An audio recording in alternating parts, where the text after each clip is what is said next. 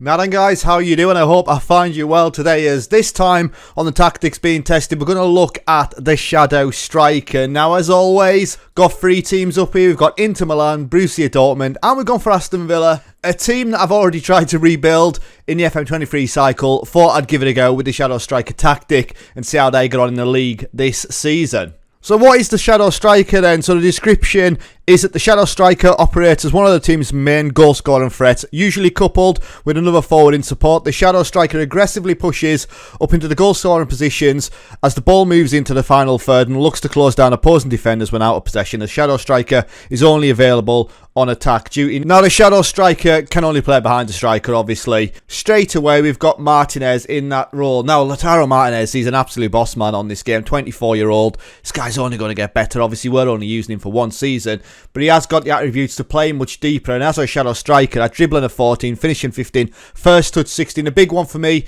is anticipation. As you can see here, this attribute reflects the player's ability to predict and react to events going on around them. So I want him to get involved, and when that ball's fallen to the edge of the box, or we're on the break and making an attack, Lautaro Martinez is going to be there. For Borussia Dortmund, we're going to use Julian Brandt as the Shadow Striker. Now, he can play anywhere from the midfield forwards, really, but playing him behind the striker is a 3-star Shadow Striker as it stands.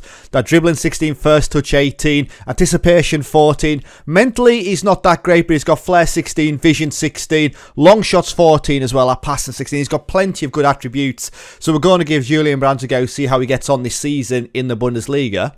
And then for Aston Villa, I am going to go with Ollie Watkins. Now, I could have used Coutinho, but I'm going to go with Ollie Watkins. I think he's got attributes again in the right places going forward. That anticipation of 13, dribbling 13, finishing 15, first touch 12, teamwork 16, work rate 19. This guy's going to get involved. I could have also used Danny Ings. I think for me in the tactic that I'm playing, he's going to play as the deep lying forward. But again, he's got the attributes to perform well in this role, hopefully anyway.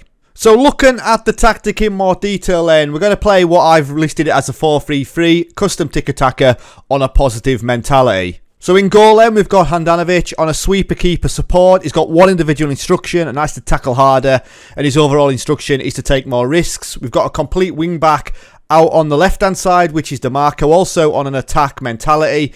He's got one individual instruction, which is to aim crosses to the centre. He's got plenty of team instructions, which is dribble more, run wide with the ball, cross more often, cross on the byline, get further forward, stay wider, and roam from position. And Dumfries on the other side is exactly the same. We've then got a centre-back on a cover, which is Bastoni. One individual instruction for him is to take fewer risks. Two team instructions, shoot less often and dribble less. And then we've got a ball-playing defender, which in this instance is Skriniar. He's just got two instructions, which is to take more risks and to hold position. We then have a ball winner midfielder, which in this instance is Gagliardini. He's got one individual instruction, which is to dribble more and then to tackle harder. We've got two Mazzalas out on the left-hand side. Hakan Kanalogo has got 4 team instructions to get further forward, stay wider, move into channels and roam from position. And that's the same for Barella out on the right-hand side. We then have Martinez, the Shadow Striker. One individual instruction for him is to shoot more often, and then 4 instructions: dribble more, take more risks, get further forward and move into channels.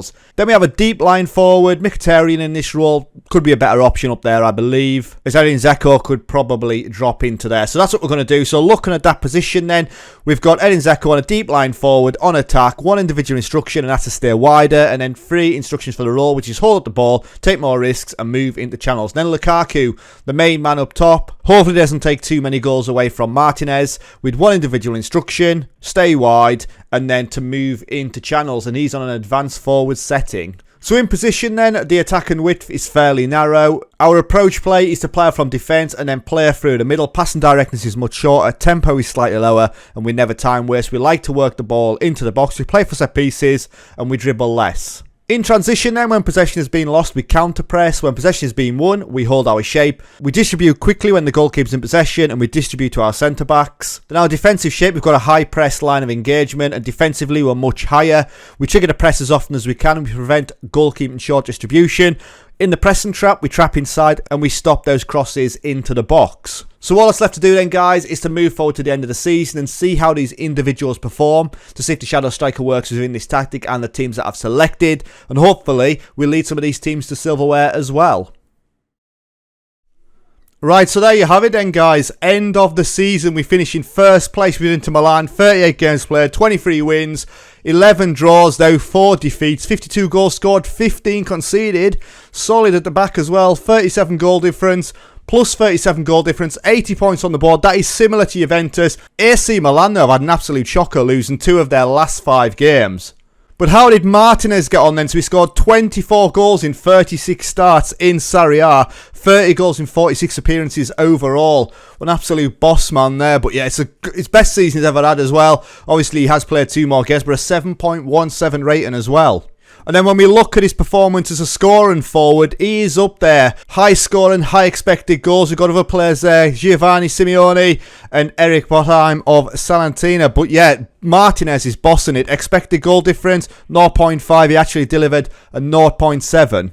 And then looking at how he performed as an attacking forward overall, goals per 90 minutes, 0.70. That's more than double the 0.33 of the Serie A average. And then look at those shots per 90 minutes as well. 3.95 shots per game. Nearly 4 shots a game there. That's 1.14. That's the average. So Borussia Dortmund then have a shocker and they end up finishing in third place, 64 points on the board. We are well behind Bayern Munich, who top the charts. We played 34 times, 19 goals, 7 draws, 8 defeats, 59 goals scored, 35 conceded, plus 24 goal difference. And Julian Brandt had a quiet season, 20 starts, 4 goals. Didn't really work out for him, even though he's got very good attributes for what we wanted. 25 starts overall with only 5 goals. Not ideal, however, like when you look at it there, 31 appearances in total, 4 goals, 5 assists. Didn't work out at Borussia Dortmund. But then in Aston Villa, we got a 5th place finish and we had a really poor end to the season. 2 defeats, 2 wins and a draw in our final 5 games. But we've got Europa League football going to Aston Villa. 38 games played, 20 wins, 5 draws, 13 defeats though. 58 goals scored, 45 conceded. Defensively not great, plus 13 goal difference. But how did Ollie Watkins get on? And Ollie Watkins got 17 goals in 31 appearances, 19 in 39 appearances overall. He has absolutely bossed it. 17 goals. How did Danny Ings get on? Danny Ings scoring 14 goals. Like I say, he could have dropped into the shadow striker role as well. But yes, Ollie Watkins has done a real good job for us. So there you go then, guys. We've got Europa League football for Aston Villa. We won the league with Inter Milan. And it didn't quite work out Borussia Dortmund. A 3rd place finish. Bayern Munich running away with the league there. But yeah, really good tactic. Hope you've enjoyed this video. If you have, please like and subscribe, would mean a lot. The tactic will be available to download in the description, so give that one a go as well. So yes, thank you very much for watching. Stay safe and I'll catch you later. Ta-ra.